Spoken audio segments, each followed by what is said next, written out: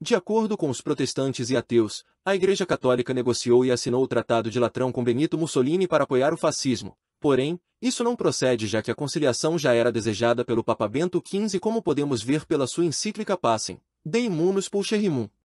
Abre aspas. E uma vez que as visitas que os chefes de governo e de Estado costumam fazer uns aos outros com o propósito de executar negócios de maior importância contribuem muito para a manutenção e aumento dessa concórdia entre os povos civilizados, nós, considerando as novas circunstâncias dos tempos e o rumo dos acontecimentos, para cooperar nesta irmandade dos povos, não deixaríamos de atenuar de alguma forma o rigor daquelas condições que, depois de derrubado o Principado Civil da Sé Apostólica, foram justamente estabelecidas por nossos antepassados para impedir a vinda dos príncipes católicos a Roma na forma mais solene. Ao mesmo tempo, porém, proclamamos da forma mais aberta que esta nossa concessão, aconselhada, ou melhor desejada, ao que parece, pela gravidade dos tempos agora, não deve de forma alguma ser interpretada como uma renúncia tácita dos sacrossantos direitos, quase como se a Sé Apostólica se contentasse com o estado anormal em que se encontra atualmente. De fato, os protestos que nossos predecessores fizeram várias vezes, certamente não movidos por interesses humanos, mas pela santidade do dever, isto é, para defender os direitos e a dignidade desta Sé Apostólica, nós aqui nesta circunstância os renovamos pelos mesmos motivos, pedindo novamente com maior insistência que, enquanto a paz foi concluída entre as nações, cesse também para o chefe da Igreja esta condição anormal que prejudica gravemente, e por várias razões, a própria tranquilidade dos povos. Fecha aspas. Bento XV nas suas alocuções aloquivos em Aquiden anuncia que a Santa Sé estava disposta a negociar concordatas com estados que mudaram sua natureza e modificaram seus territórios. Bento XV na sua alocução em Aquiden aos cardeais reunidos em consistório secreto por ocasião da Conferência Internacional de Washington declarou, abre aspas, também vemos que alguns estados, após tão graves e radicais convulsões políticas, foram transformados a ponto de não poderem mais ser considerados a mesma pessoa moral com a qual a Sé Apostólica havia tratado anteriormente. Donde se segue naturalmente que também os pactos e convenções anteriormente celebrados entre a Santa Sé e esses estados já não têm qualquer valor. No entanto, se os chefes das referidas repúblicas e estados desejam firmar com a Igreja novos pactos mais adequados às novas condições políticas, saibam que a Santa Sé, a menos que algum obstáculo particular se oponha, não se opõe a negociar com eles como está já negociando com algumas nações. Fecha aspas. Benito Mussolini no seu discurso no Parlamento do Reino da Itália em 13 de maio de 1929 conta, abre aspas, Monsenhor Kelly deveria partir para a América no dia seguinte, mas como o vapor atrasou sua partida em 2 dias, entre 18 e 20 de maio, Brambilla 5 vezes, em nome de Orlando, insistiu ao prelado que, em vez de retornar à América, ele fosse a Roma, para se reportar ao cardeal secretário de Estado. Monsenhor Kelly finalmente concordou e chegou a Roma em 22 de maio. No mesmo dia foi ao Vaticano encontrar-se com Monsenhor Serretti, então secretário dos Assuntos Eclesiásticos Extraordinários, que imediatamente o acompanhou ao cardeal Gasparri, a quem explicou tudo com a maior precisão. O cardeal e Monsenhor Serretti foram imediatamente ao Papa e voltaram 1 hora depois, dizendo que o próprio Monsenhor Serretti partiria para Paris no dia 24 para se encontrar com Orlando, e que Monsenhor Kelly o acompanharia, mas sem tratar mais da questão romana. No dia 1º de junho, seguindo acordos com Brambilla, Monsenhor Serretti reuniu-se com o excelentíssimo Orlando no quarto 135 do Hotel Ritz. Orlando confirmou toda a conversa que teve com Monsenhor Kelly. Monsenhor Serretti apresentou-lhe uma breve exposição da questão e sua possível solução, escrita de próprio punho pelo cardeal secretário de Estado. Após a leitura do documento, Orlando disse que, em princípio, aceitava, e os principais pontos foram discutidos. Se tratava sempre de uma notável extensão territorial, que o memorando do Vaticano pedia que partisse do Rio, para ter uma linha de fronteira visível que incluísse as aldeias e outros territórios notáveis para além do Vaticano. Em vez disso, Orlando preferia que o território começasse com o Vaticano e se estendesse por trás dele para excluir uma parte fortemente habitada da cidade. Concluiu-se que a questão do território poderia ter sido mais facilmente discutida posteriormente, pois, uma vez estabelecidas as bases territoriais, a maior ou menor extensão do próprio território tornou-se uma questão em torno da qual teria sido fácil negociar. Outro ponto importante da discussão girava em torno do reconhecimento dos demais poderes, pois, segundo o memorando, o território papal também deveria ter sido garantido pelas demais nações. Esta garantia poderia ter sido solicitada e obtida através da Liga das Nações, que então surgia no horizonte e da qual naquele momento havia um conceito muito maior do que então era a realidade. O honorável Orlando disse que a própria Itália teria pedido a entrada da Santa Sé na Liga para esse fim. Em 9 de junho, Brambilla, em nome de Orlando, dirigiu-se a Monsenhor Serretti para lhe dizer que o presidente havia encarregado o honorável Colosimo de informar todos os ministros e o rei do projeto. E de fato naqueles dias os jornais anunciaram que o honorável Colosimo havia sido recebido pelo soberano. Mas em 15 de junho o honorável Orlando, tendo retornado a Roma enfrentando o voto da Câmara, viu-se em minoria e renunciou. A documentação dessas negociações é encontrada nas notas de Monsenhor Kelly e Monsenhor Serretti, agora cardeal. De fato, as anotações de Monsenhor Serretti foram mostradas algum tempo depois dos acontecimentos ao próprio ilustre Orlando, que as considerou totalmente precisas. As conversas com os sucessores de Orlando, o pré-fascismo, não tiveram outro fundamento senão o mesmo que se estabelecera com o ilustre Orlando, e foram ainda menos importantes do que as ocorridas com este último. Fecha aspas. Após sua eleição no conclave de 1922, o Papa Pio XI saiu na varanda da Basílica de São Pedro sem dizer nada para dar a bênção Urbi ou Orbi, contrariando seus antecessores no papado desde Leão XIII até Bento XV. Em 16 de fevereiro de 1922, logo após ser eleito Papa, Pio XI concedeu uma audiência pro Barão Carlo Monti, representante oficial do Reino da Itália junto à Santa Sé durante o pontificado de Bento XV. O autor Giovanni Cocco relata, abre aspas, nos meses que se seguiram, os encontros com o Barão Monti foram sempre marcados pela cordialidade, e o ministro italiano observou como, no que diz respeito à Itália a respeito de Bento XV, educado em outra escola, Leão XIII e Rampolla, Pio XI apareceu livre de preconceitos e precedentes. Fecha aspas. Com isso, Pio XI demonstrou sua predisposição para resolver a questão romana 8 meses antes da ascensão de Mussolini ao poder. Após Pio XI autorizar as negociações para a assinatura do tratado em 8 de agosto de 1926, ele colocou como pré-requisito o reconhecimento, por outras nações, da soberania absoluta do Papa sobre o território que lhe será atribuído. A exclusão dos demais países no tratado não atendeu os anseios da Santa Sé, que queria internacionalizar a decisão. Mussolini no seu discurso no parlamento em 13 de maio de 1929 revelou, abre aspas, em uma carta enviada ao advogado Pacelli por sua eminência o cardeal secretário de Estado Pietro Gasparri, ele concluiu, isso pode nos garantir desde já, que a convicção sobre a utilidade e a importância de eliminar qualquer motivo de desacordo entre a Itália e a Santa Sé não poderia ser para estes nem mais profunda nem mais sincera, como demonstram repetidos documentos solenes. Em 24 de outubro de 1926, o cardeal secretário de Estado estabeleceu os seguintes pontos. 1. A condição que se deseja dar à Santa Sé deve estar em conformidade com a sua dignidade e justiça. 2. Deve, pois, ser tal que garanta plena liberdade e independência, não só real e efetiva, mas também visível e manifesta, com território da sua plena e exclusiva propriedade, tanto de domínio como de jurisdição, como convém à verdadeira soberania, inviolável em qualquer caso. 3. Por estas razões, e também porque se trata de algo que obviamente ultrapassa as fronteiras da Itália, é necessário que a nova estrutura política territorial seja reconhecida pelas potências. 4. Caberá ao governo italiano garantir, em princípio, esse reconhecimento pelo menos pelas potências europeias, com as quais a Santa Sé e a Itália mantêm relações diplomáticas, antes de iniciar as negociações oficiais. Fecha aspas. Cocco conta, abre aspas. O Sagrado Colégio soube da iminente conciliação somente em 18 de novembro de 1928, poucos meses antes da assinatura dos Pactos Lateranenses.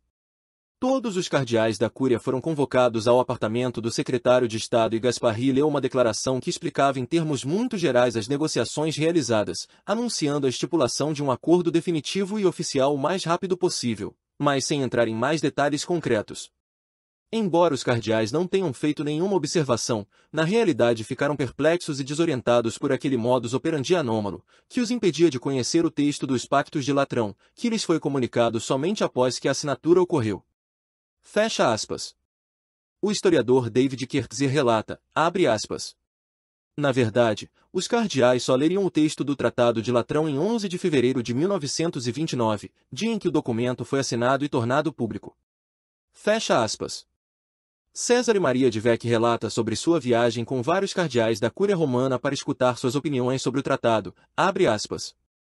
Antes da visita, eu havia me informado sobre suas ideias sobre a conciliação e isso foi particularmente útil para iniciar as discussões sobre os conflitos entre o Vaticano e o governo. No geral, eles estavam todos na nossa linha e muitos de seus propósitos não diferiam muito dos propósitos e intenções do próprio Mussolini.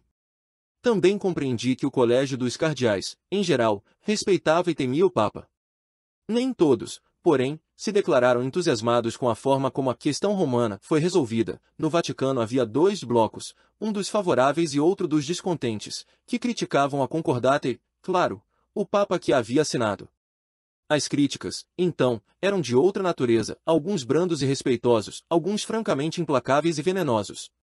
Devo dizer, no entanto, que no colégio dos cardeais houve mais a favor do que contra, mas também devo acrescentar, na verdade, que os adversários se expressaram com uma violência inaudita. O patriciado negro romano não era menos ácido do que certos cardeais que, bem ou mal, também podiam ter motivos para criticar a obra do Santo Padre. A sentença mais dura e cruel foi proferida pelo príncipe Ruspoli, que então ocupava um alto cargo no Vaticano.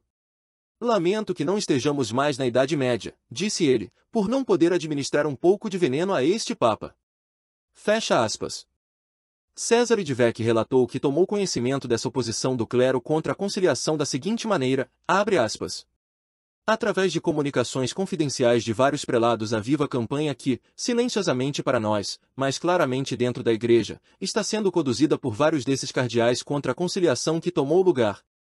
Fecha aspas. Dweck ainda relata que teve a oportunidade de dar a conhecer estas críticas não só ao secretário de Estado da Santa Sé, como também ao próprio Papa, que, abre aspas, tinha algumas suspeitas se não todas as provas que estavam nas minhas mãos. Fecha aspas. Os cardeais Rafael Neri de Val, Tommaso Pio Boggiani, Basílio Pompili, Lorenzo Lauri, Gaetano Bisletti e Bonaventura Cerretti protestaram contra o tratado. Arnaldo Mussolini numa carta ao seu irmão Benito de 7 de fevereiro de 1929 escreveu, abre aspas. Querido Benito, o padre doutor Paolo de Totti me falou da decepção dos cardeais Boggiani e Neri del Val por terem sido totalmente cortados das negociações em andamento para a concordata entre o Estado e a Igreja na Itália. Não compreendi muito bem as razões desse passo dirigido contra os jesuítas, que gostariam de monopolizar as recentes negociações. Já que estamos lidando com cardeais, achei apropriado dar a conhecer o estado de espírito deles. Fecha aspas. Dweck relatou que contou para Pio XI, abre aspas. Referi-me a ele, por exemplo, que o cardeal Lauri havia dito que a concordata e o tratado de Latrão foram feitos por um tolo e um astuto. O tolo seria Sua Santidade Pio XI e o astuto, Vossa Excelência. O cardeal Neri del Val, conhecido por ter desejado uma conciliação, mas um tanto aborrecido por ter sido estranho a ela, disse, é claro que a concordata foi feita por um montanhês, Sua Santidade. Aliás, é feita com os pés.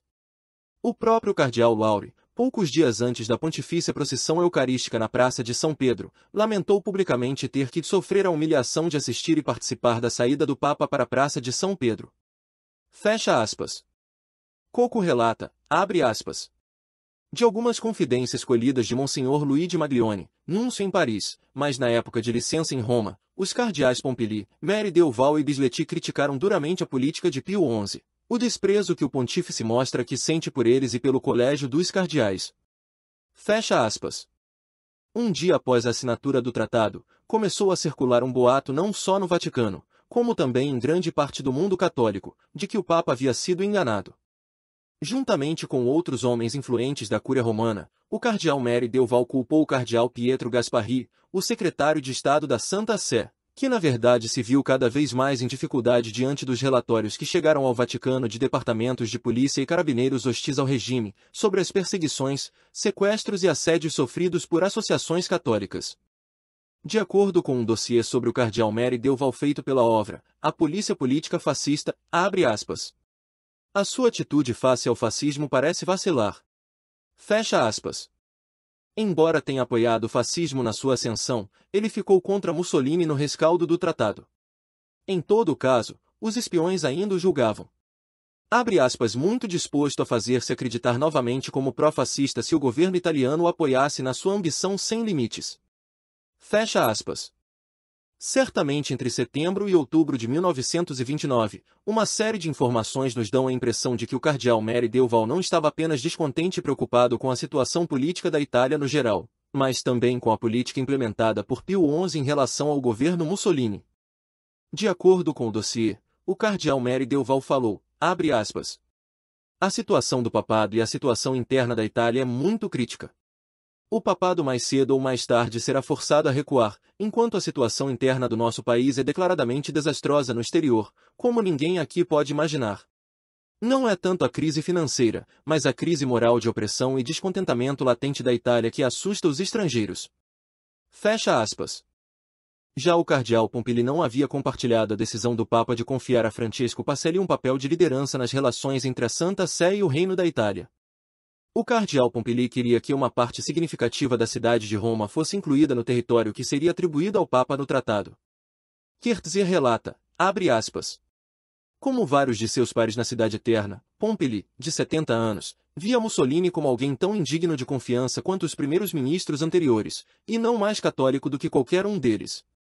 O fato de Pio XI abandonar essa reivindicação e receber, aos olhos do cardeal, tão pouco em troca era um escândalo, e esse sentimento era partilhado não só pelos amigos íntimos de Pompili, mas por um círculo mais amplo de conhecidos. Fecha aspas. O cardeal Pompili reclamou. Abre aspas. Entregaram Roma, seu prestígio, sua importância histórica, seus monumentos, suas igrejas, como se estivessem lidando com uma aldeia abíssima. Fecha aspas. Para o cardeal Pompili o Papa era, abre aspas, incompetente, fraco, a praga, e a ruína da igreja que ele traiu ao se colocar à mercê de um governo que nem remotamente merece o nome de católico. Fecha aspas. Pio XI insistiu reiteradamente com o cardeal Pompili para mostrar mais respeito com o papado. Mas, como as notícias de seus veementes protestos continuaram, ele perdeu a paciência e lhe pediu que renunciasse. O cardeal Pompili respondeu, abre aspas, Santidade, o senhor tem o poder de me tirar do cargo, e faça isso se quiser. Mas até o dia da minha morte eu jamais me afastarei por iniciativa própria deste cargo que ocupo há tanto tempo e do que qual nunca me mostrei indigno. Fecha aspas. Poucos meses depois, quando o Papa lhe fez mais um apelo para renunciar, o cardeal Pompili voltou a fincar o pé, abre aspas. Vou continuar gritando a mesma coisa até o senhor não aguentar mais, não saio, não saio, não saio. Fecha aspas. O cardeal Pompili chegou a ser ameaçado pelos fascistas. O cardeal Serretti inicialmente não simpatizou com a concordata, apostando tudo no tratado. Kertzer relata, abre aspas. A simpatia de Serretti pelos países democráticos e pelo Partido Popular na Itália era bem conhecida, e, como Pio XI bem sabia, ele se opunha ao acordo que o pontífice fizera com Mussolini. Fecha aspas. Coco citando um relatório datado de 15 de junho de 1929 do Ministério do Interior acrescentou, abre aspas. Serretti disse, entre outras coisas, que o Papa deixou Mussolini comer a geleia na sua cabeça. Fecha aspas. Após o Sacro Colégio ser informado sobre a assinatura do tratado, o cardeal Serretti, que estava a bordo de um navio de volta da Austrália, não escondeu sua indignação como relata Kertzer. Porém, o cardeal Serretti mudou de opinião, como Coco escreve, abre aspas. Mas a conquista mais significativa para o regime fascista foi representada pelo cardeal Bonaventura Serretti, no passado firmemente hostil aos pactos de Latrão. Em 15 de fevereiro de 1932, por ocasião do 10º aniversário da eleição do Papa Ratti, o cardeal fez um discurso no Clube San Pietro, no qual falou com entusiasmo sobre o trabalho de conciliação. Fecha aspas. Monsenhor Domenico Tardini, que participou das negociações do tratado, foi inicialmente favorável, mas mudou de opinião 5 anos após a assinatura. Monsenhor Tardini disse, abre aspas, essa concordata poderia dar a impressão a outras nações de um achatamento da Santa Sé sobre a política externa do governo italiano, quando, ao contrário, era justamente a ruptura com a Itália, independência do Papa. Fecha aspas. Ele criticou também a organização daquele pequeno Estado do Vaticano, abre aspas. Tão pequenino e tão presunçoso, tão pobre e tão esbanjador, tão liliputiano e tão saturado de empregados e pobre de salários. Fecha aspas. Monsenhor Tardini perguntou, abre aspas. Essa demonstração de carreirismo, idiotice, parasitismo dada por aqueles que se aninham no tecido da cidade do Vaticano beneficia a Santa Sé. Fecha aspas. Para Monsenhor Tardini, o texto da concordata era muito complexo, feito de, abre aspas, cerca de 40 artigos, com disposições tão variadas, coisas tão complexas. Fecha aspas. Que inevitavelmente surgiriam. Abre aspas. A todo momento, desentendimentos e lutas. Fecha aspas. Nem mesmo a estreita ligação, criada pelo Papa, entre a concordata e o tratado com o famoso. Abre aspas. Simul stabum, simul cadem. Fecha aspas. O convenceu, abre aspas. A experiência deveria ter nos ensinado algo, todas as concordatas estão destinadas a serem transgredidas e finalmente a caírem, portanto, qual será o efeito, de ter sustentado durante anos o vínculo inseparável entre a concordata e tratado? Fecha aspas. O padre Paulo de Tot, dotado de uma grande preparação teológica, com base no pensamento de São Tomás de Aquino e São João da Cruz, foi descrito como, abre aspas, um dos mais orgulhosos expoentes da contra-revolução na Itália contemporânea. Fecha aspas. Ele que era editor da revista Fede e Ragione, abre aspas, temia uma solução de compromisso que colocasse a Igreja ao serviço dos interesses do Estado não católico, nascido da Revolução Nacional do Risorgimento, a certas vertentes a que o fascismo parecia estar ligado. Fecha aspas. Nas colunas da Fede e Ragione em 19 de maio de 1929, ele comenta sobre o discurso de Mussolini de 13 de maio, afirmando que depois de uma longa peregrinação se estava sempre em Febronio, em referência ao heresiarca Febronio Justinus, e que não se podia falar, no sentido próprio do termo. Abre aspas. De um Estado católico. Fecha aspas, mas no máximo. Abre aspas. De um Estado concordata, porque um Estado concordata também pode ser um Estado não católico, como a Checoslováquia. O temor de Deus, que na prática resolve o temor da Igreja, não traz bênção. Fecha aspas. O padre Luigi Sturzo num artigo do jornal The Review of Reviews de 15 de fevereiro insinuou rumores, abre aspas, de uma possível, porém duvidosa, solução para a questão romana. Fecha aspas. O padre Sturzo no The Review of Reviews de 15 de outubro escreve, abre aspas, se é verdade como eles dizem, que o Papa ao conceber a concordata acreditou que poderia restaurar o Estado católico na Itália, sem dúvida cometeu um grande erro. Porque enquanto os fascistas gostam disso e é vantajoso se passar por católicos e proclamar os direitos da religião, é bem conhecido de todos que, em geral, nem sua concepção de vida nem seu ideal de Estado nada tem a ver com o catolicismo como religião e como moral. Eles concebem o Estado sustentado pela Igreja, mas por uma Igreja que serve e não domina, que ajuda e não pede. O Estado católico na Itália fascista nunca existiu e nunca existirá, porque as duas teorias são opostas e irredutíveis, e, portanto, duas políticas que têm fins diferentes estão se enfrentando. O Papa tende para o Estado católico, do qual a concordata é uma expressão, e Mussolini ao Estado fascista, do qual a concordata é um instrumento. O Papa, enquanto tenta evitar a briga, não pode deixar de defender o clero e a juventude católica da interferência política fascista, e Mussolini nunca renunciará a que a educação da juventude e o trabalho do clero sejam vantajosos para o fascismo e de acordo com sua orientação. Fecha aspas. O padre Sturzo escreveu, abre aspas, hoje os homens da conciliação entregam-se a frases entusiásticas e manifestações exteriores, muito em breve o raciocínio frio tomará conta, e muitos, se não todos, verão os perigos que envolve um idílio, que floresce no túmulo da liberdade. Fecha aspas. Mussolini no seu discurso ao Senado de 25 de maio contou que um padre reclamou do tamanho do território do Vaticano, abre aspas. O padre Semeria, em Trieste, chamou o território Vejo-te não te vejo. Fecha aspas.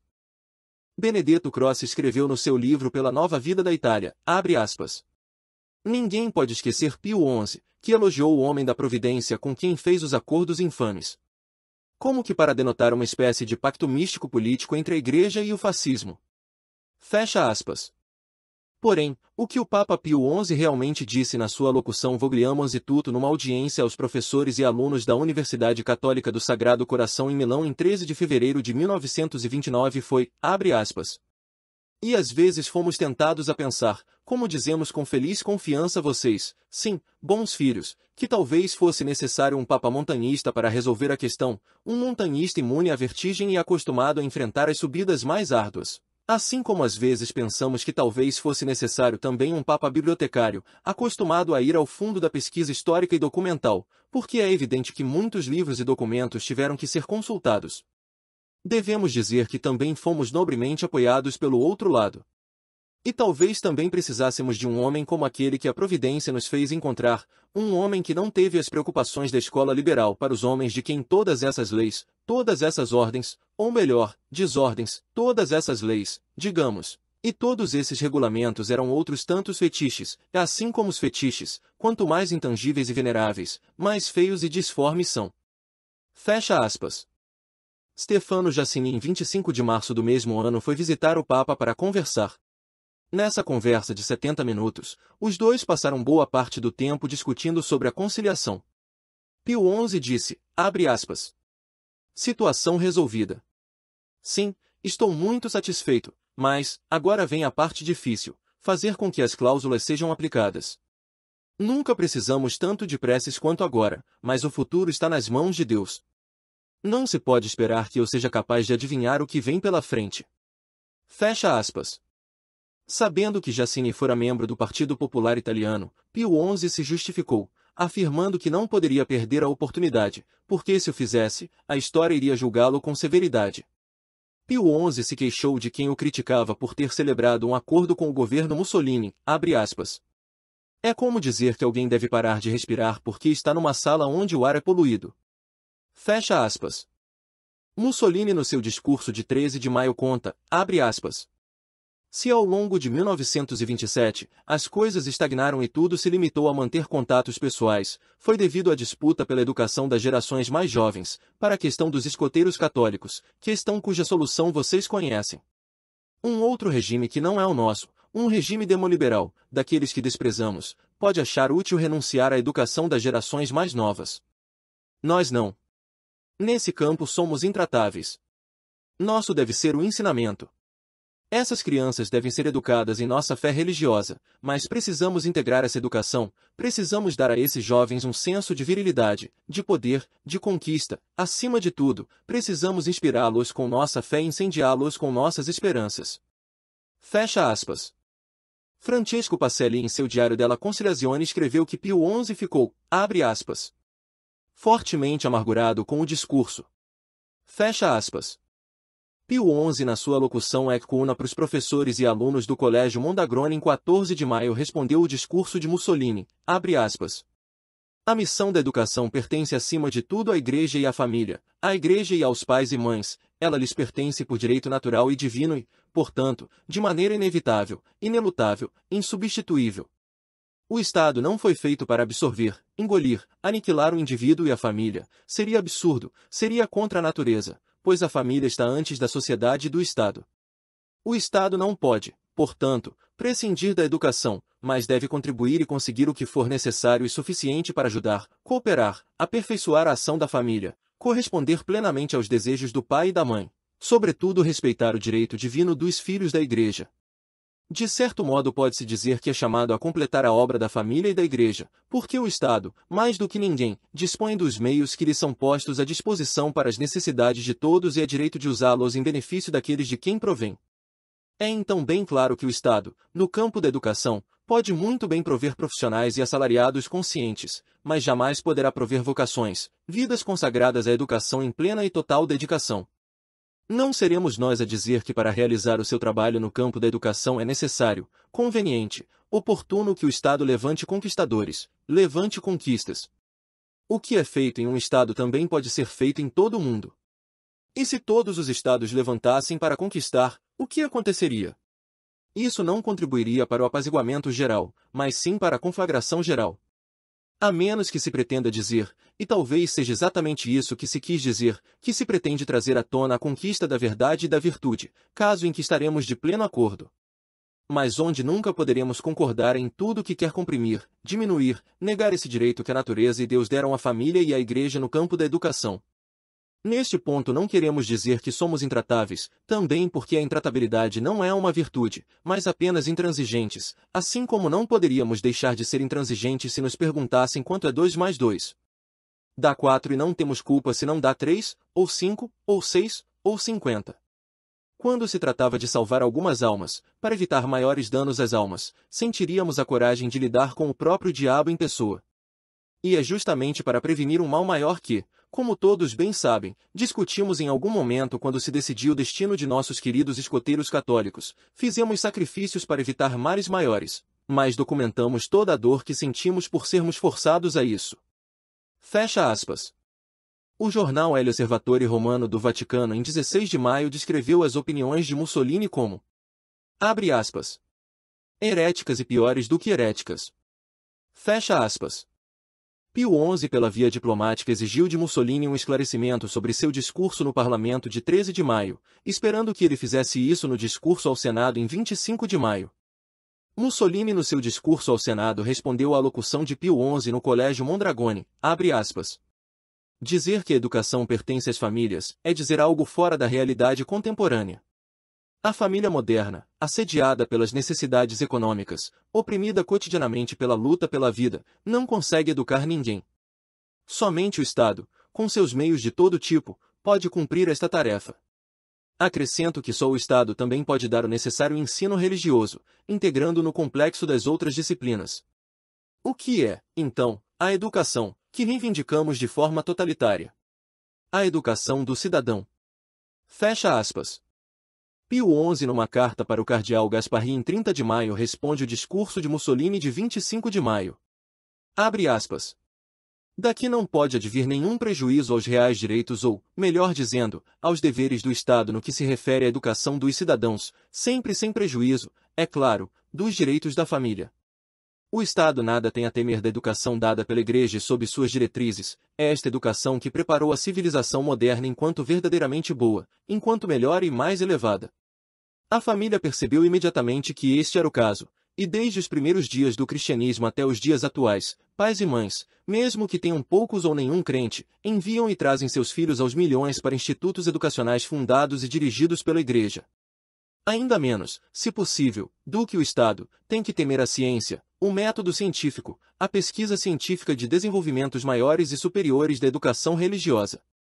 Os institutos católicos, seja qual for o nível que pertençam ao ensino e à ciência, não precisam de desculpas. Fecha aspas. Mussolini discursa, abre aspas. Além disso, homens de clara doutrina católica, como Monsenhor Battifolle em seu livro L'Église naissante et le catholicisme, repudiavam a tese protestante concentrada no trinômio, cristianismo, catolicismo, romanismo, tese adotada com muita força por Renan. Mas ele mesmo admite neste livro, agora em sua 5ª edição, que a cooperação de Roma na missão da Cátedra Petri foi providencial. E nós, diz o autor, não teremos a má graça de o contestar. Temos, acrescenta, as nossas reservas quanto aos termos políticos que se utilizam para o descrever, bem como quanto à tendência para transformar o que era apenas uma circunstância numa função geradora.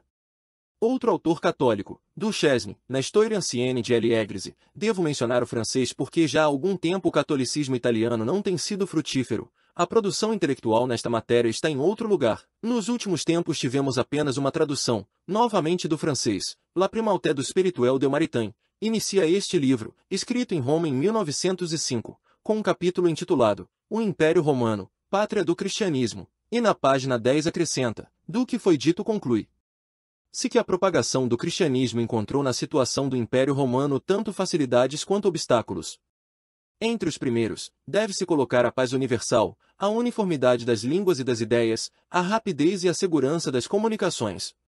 A filosofia, pelos golpes que infligiu às velhas lendas, e pela sua impotência para criar algo que as substitua, pode ser considerada como um útil auxiliar. Finalmente, as religiões orientais, ao oferecerem qualquer alimento ao sentimento religioso, impediram-no de morrer e permitiram-lhe recorrer ao renascimento evangélico. Claro, acrescenta, houve obstáculos, nomeadamente as perseguições intermitentes dos imperadores romanos, o espírito de raciocínio da filosofia grega, que se apoderou dos elementos doutrinários do ensino cristão e trouxe à tona uma centena de diferentes heresias. Na época dos Antoninos, Roma era o caldeirão de todo o mundo cristão, como diz o próprio autor, todos os chefes das comunidades se reuniam em Roma, todas as figuras mais características estavam lá.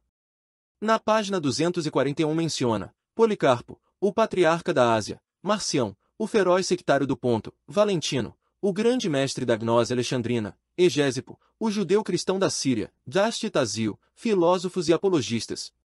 Era como um microcosmo, uma síntese de todo o cristianismo da época. Fecha aspas. Pio XI responde, abre aspas. Dizemos expectativa frustrada, porque as longas, embora nem sempre fáceis, negociações abriram nossas mentes para as melhores expectativas, e muito menos esperávamos expressões heréticas e piores do que heréticas sobre a própria essência do cristianismo e do catolicismo. Foi feita uma tentativa de remediá-lo, não parece bem-sucedida. Distinguir, como parece estar fazendo, entre afirmação histórica e afirmação doutrinária seria em caso do pior e mais condenável modernismo. O mandato divino aos povos universais é anterior ao chamado de São Paulo. Antes disso, o mandato de São Pedro aos gentios. A universalidade já se encontra no direito e na realidade desde os primórdios da Igreja e da pregação apostólica. Isso através do trabalho dos apóstolos e homens apostólicos é logo mais vasto que o Império Romano, que, como se sabe, não era de longe todo o mundo conhecido. Se apenas quiséssemos recordar a utilidade providencialmente preparada para a difusão e organização da Igreja na organização do Império Romano, bastava recordar Dante e Leão Magno, dois grandes italianos, que em poucas e magníficas palavras disseram e esculpiram a substância de que tantos outros então riram, com erudição mais ou menos abundante, muitas vezes misturada com imprecisões e erros, sobretudo por influências protestantes e modernistas. Contentar-se com esses dois também teria evitado citar e anexar um livro que desde 1912 está no índice de livros proibidos, Storia di Eglise Ancienne. Dizer, quase justificadamente, que há algum tempo o catolicismo italiano não é frutífero e a produção intelectual sobre o assunto está em outro lugar, é lançar um julgamento muito sumário para ser verdadeiro e justo, tanto para a honra do catolicismo na Itália quanto para a honra da Itália no catolicismo. Fecha aspas. Mussolini discursa, abre aspas. Em um dos trabalhos que serão apresentados no 7º Congresso Internacional de Filosofia, que terei o prazer e a grande honra de inaugurar amanhã, há alguém que trata desse tema e faz algumas observações interessantes. Hoje estamos longe, diz, do tempo em que o padre Cornaldi dizia em 1881 que toda a filosofia moderna é a patologia da razão humana. Exagerado. Não devemos acreditar que ainda não existem indivíduos que pensam assim, mas também existem aqueles que vieram até nós. Na lista de autores, diz ele, a serem proscritos, Spinoza obviamente deve ser incluído. Mas quem é o maior biógrafo e estudioso de Spinoza hoje? Ele é um jesuíta de grande perspicácia espiritual, Dunin Bornowski. E a Universidade Católica de Milão dedicou um volume de estudos a Kant e o reitor daquela universidade, tão querida às mais altas hierarquias católicas, preconiza o estudo de Kant e admite o reconhecimento da sua grandeza, compatível não só com o sentimento cristão, mas também com a filosofia tomista, da qual o reitor da Universidade Católica de Milão é um expoente. Afinal, basta folhear o programa de cursos da Universidade Católica de Milão no corrente ano letivo para saber que o padre Schochetti leu a Crítica da Razão Pura e o padre Cordovani leu o primeiro livro da Ética de Spinoza, o de Deu. E assim padre Schochetti, como o professor Casotti tratou Antônio Rosmini. Também não se deve dizer que estes estudos se realizam apenas na Universidade Católica de Milão, tão cara aos que ocupam posições hierárquicas muito altas. De fato, não se podia esquecer que, entre as coleções de textos filosóficos para escolas secundárias editadas pelos padres salesianos, também tão manifestamente queridas àquela hierarquia suprema, ao lado das obras dos santos e dos ortodoxos, estão também as de Kant, Bentham, e os senhores ficaram horrorizados, também de Jean-Jacques Rousseau. Fecha aspas. Pio XI responde, abre aspas.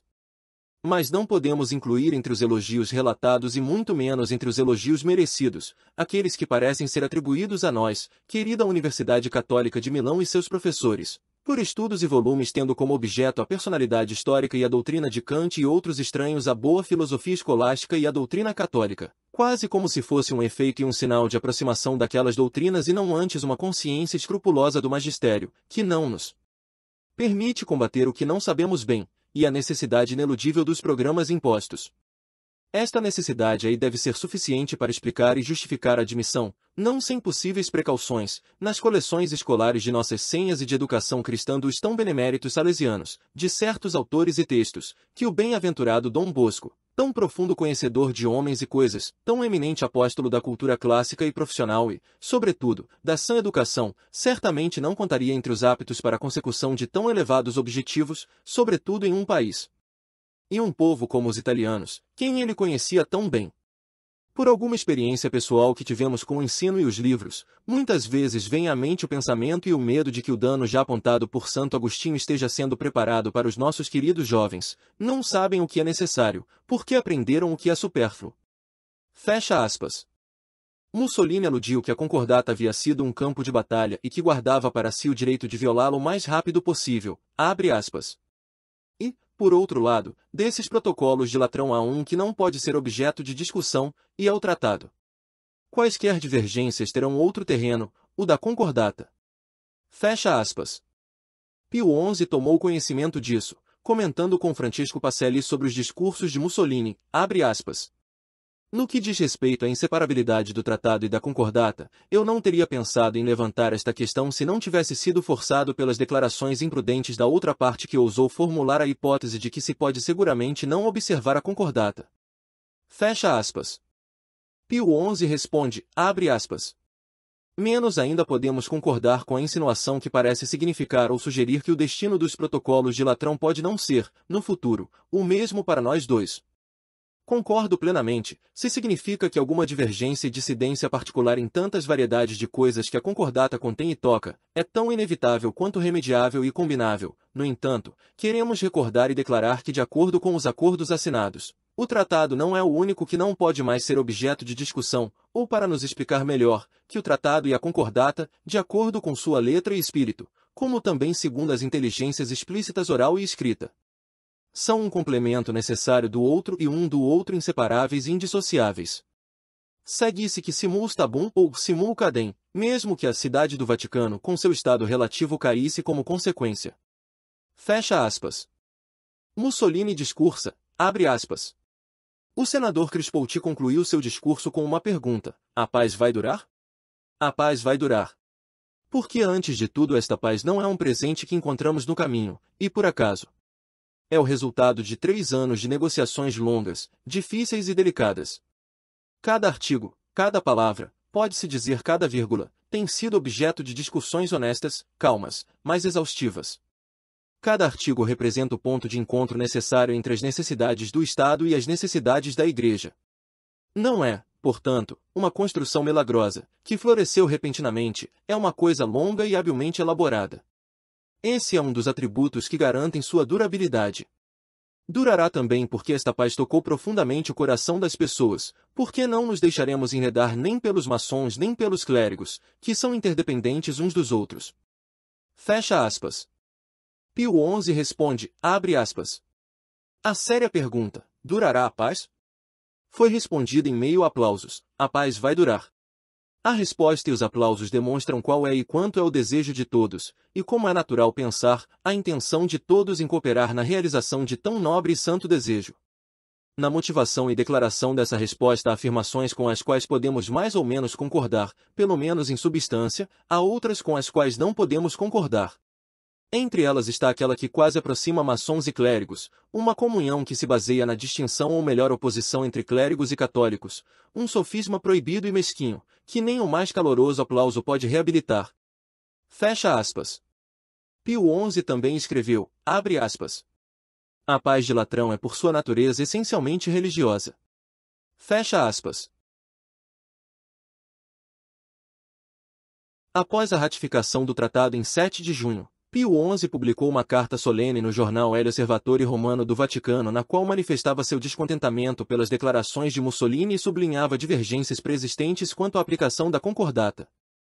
Passado 2 meses após a ratificação do tratado, o prefeito de Roma ordenou a apreensão imediata de todos os exemplares do caderno 1899 da revista La Civiltà Cattolica de 20 de julho, da qual cada edição passava pela aprovação do Vaticano. O prefeito justificou a disposição, abre aspas, pelo conteúdo anti-italiano e antifascista genérico e específico do artigo principal, intitulado Entre Ratificações e Retificações. Fecha aspas. A mesma revista deu a notícia em 2 de agosto. Pio XI, em seu discurso ao episcopado italiano na Praça de São Pedro na noite de 25 de julho declarou, abre aspas, além disso, não podemos deixar de recomendar que estejamos sempre atentos ao artigo 43 da Concordata. Nele se diz que a ação católica deve ser organizada fora de qualquer partido político e que os padres não podem e não devem filiar-se a nenhum desses partidos. De fato, o nosso partido é um só, o dos apóstolos, o da salvação das almas. Fecha aspas. No segundo parágrafo do artigo 43 da Concordata se lia, abre aspas, A Santa Sé aproveita a ocasião da assinatura desta concordata para renovar a proibição de todos os eclesiásticos e religiosos da Itália de ingressar e servir em qualquer partido político. Fecha aspas. O primeiro encontro de Mussolini com o núncio apostólico em Roma, Francisco Borgongini Duca, se deu em agosto de 1929, pouco depois da publicação dos discursos de Mussolini que chatearam o Papa. Ele o saudou com um sorriso e perguntou polidamente como estava indo. Borgongini lhe respondeu, abre aspas. Mais ou menos. Fecha aspas. Borgongini explicou que o Papa estava irritado com Mussolini e deu a entender que talvez tivesse que fazer alguma coisa muito séria. Mussolini indagou, abre aspas. O que ele pode fazer? Fecha aspas. Borgongini responde, abre aspas. Se a situação não mudar, podemos acabar tendo uma ruptura, o que seria muito sério, apenas 2 semanas depois do início das relações diplomáticas e faltando tão pouco para a ratificação. Fecha aspas. Mussolini reclama, abre aspas. Pelo amor de Deus! Num país onde acabamos de ter o casamento religioso reconhecido, a instrução religiosa adotada, o reconhecimento das ordens religiosas. Fecha aspas. Borgongini explica, abre aspas. Tudo correu bem depois da assinatura do Pacto de Latrão, e Vossa Excelência e o fascismo receberam os maiores elogios e aprovações na Itália e no mundo, até 13 de maio, quando pronunciou seu primeiro discurso. Todos ficaram espantados. O Santo Padre se pergunta, quem provocou aquele discurso? Ninguém entendeu por que Sua Eminência falou dessa maneira. Você sabia que o Santo Padre estava lá para convocar o Sacro Colégio e anunciar que não ratificaria o pacto? Mas então a ideia de esperar também prevaleceu porque Sua Eminência Compasseli mostrou desagrado com o efeito do discurso e disse isso no segundo. Fecha aspas. Borgongini também explicou para Mussolini que quando a desagradável lembrança do seu discurso começou a se apagar, Pio XI soube que ele havia mandado publicá-los, o que o enfureceu. Mussolini respondeu, abre aspas. Ah, mas o Papa não sabe das dificuldades em que me meti. Fecha aspas. Mussolini se justificou alegando que críticos se queixavam de que os corpos de Cavour, Mazzini e Garibaldi, heróis da unificação italiana e defensores da separação entre a Igreja e Estado estavam se revirando no túmulo. Mussolini disse então a Borgongini que não teve outra escolha senão mostrar que não estava colocando o Estado à mercê do clero. Ele também acrescentou que era natural que depois dos primeiros dias de exultação após a assinatura do tratado, alguns desentendimentos surgissem, abre aspas. É como uma briga de recém-casados quando voltam da lua de mel. Fecha aspas. Em 31 de dezembro, Pio XI publicou a encíclica Divini Ilius Magistris sobre a educação cristã da juventude, porque estava preocupado com as características totalitárias do fascismo, com a falta de uma efetiva catolicização das instituições italianas após o tratado, e com declarações de Mussolini onde ele dizia para os trabalhadores não temerem de trabalhar, porque o Estado cuidaria de seus filhos. Pio XI nessa encíclica condena o ultranacionalismo dos fascistas. Abre aspas. É bom repetir esse aviso aqui, pois nestes dias há um espírito de nacionalismo falso e exagerado, além de ser perigoso para a verdadeira paz e prosperidade. Fecha aspas. Giuseppe Donati considerou a conciliação como uma derrota para Mussolini, escrevendo no 1º de março, abre aspas.